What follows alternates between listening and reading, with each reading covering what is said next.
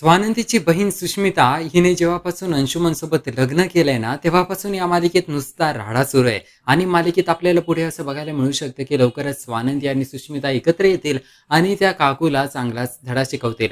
सध्या तरी काकूने आणि अंशुमनने सुष्मिताला त्यांच्या जाळ्यात ओढून ठेवलंय. त्यांनी सुष्मिताला स्वानंदीचं दुश्मन बनवून ठेवलंय आणि ते या घराची सत्ता मिळवण्याचा प्रयत्न करतायत आणि याला ते सुष्मिताला एक प्यादा म्हणून वापरतायत.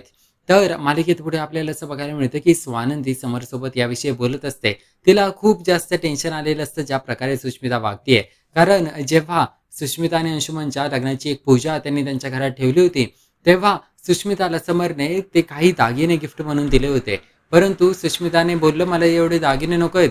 मला या घराची सत्ता हवी आहे." आणि तेव्हा ती सांगते, की स्वानंदीकडे जी काही सत्ता आहे या घराची आणि तिच्याकडे जे या घराच्या लॉकरच्या किल्ल्या आहेत, त्या किल्ल्या देखील मला पाहिजेत.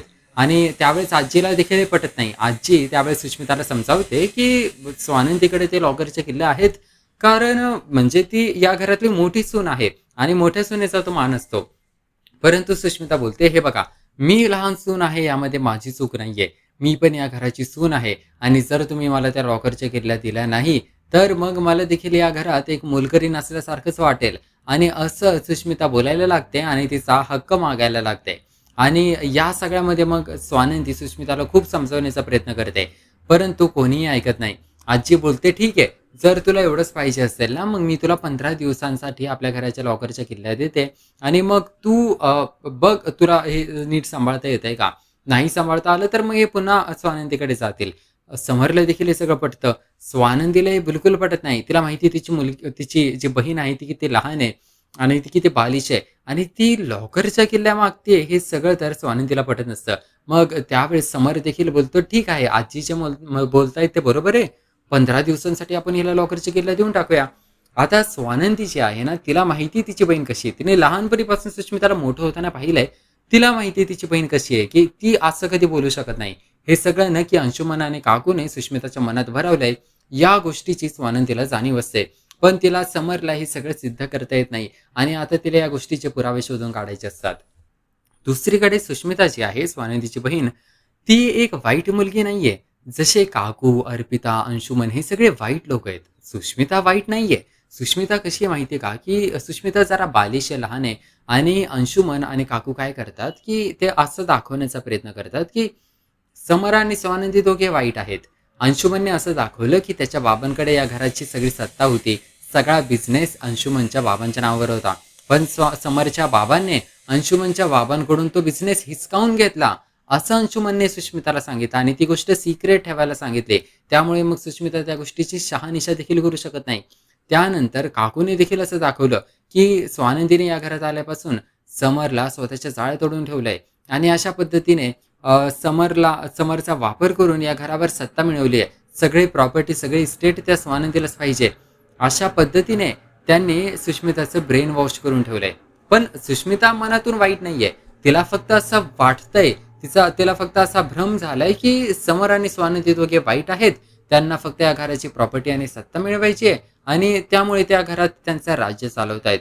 आणि असा सगळा गैरसमज सुष्मिताला झाल्यामुळे ती असं वागतीये आणि असं सगळं ॲक्टिंग करतीये एकदम वाईट असल्याची. पण सुष्मिता तशी नाहीये. आणि जेव्हा मग स्वानंदीच्या या सगळ्या लक्षात येतील गोष्टी, की कशा पद्धतीने काकू सुष्मिताला स्वानंदीच्या विरोधात भडकवतीये आणि महत्त्वाची गोष्ट म्हणजे, की सुष्मिता जी आहे ना, ती वाईट नाहीये. मग स्वानंदी जेव्हा सुष्मिताला या सगळ्या गोष्टींबद्दल समजावू शकेल, तिला जेव्हा लक्षात येईल, की कशाप्रकारे काकू आणि अंशुमन वेगवेगळे कारस्थानं रचतायत सुष्मिताला फसवण्यासाठी आणि त्यावरून सुष्मिता जी आहे, तिला देखील स्वानंदी समजावेल, की सत्य नेमकं काय आहे. ती देखील दाखवेल, की काकू किती वाईट माणूस आहे, किती नीच लेव्हलची बाई आहे.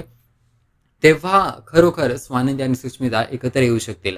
म्हणजे जोपर्यंत हा दिवस येत नाही, जोपर्यंत काकू तिच्या तिच्या कारस्थानांची लेव्हल पार करत नाही, तोपर्यंत सुष्मिताला या गोष्टी समजणार नाहीयेत.